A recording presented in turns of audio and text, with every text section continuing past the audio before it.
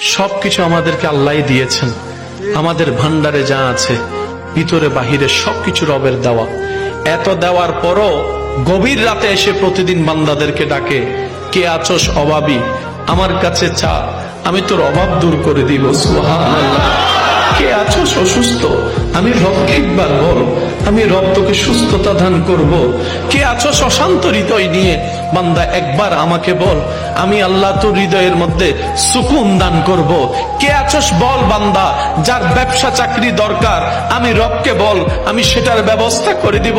কার সন্তানের দরকার, দিল থেকে আমাকে বল, আমি তোকে সন্তান দান করব। অনেক বান্দা বলবেন, ভাইয়া আমরা তো চাইতে থাকি, পাই না কেন?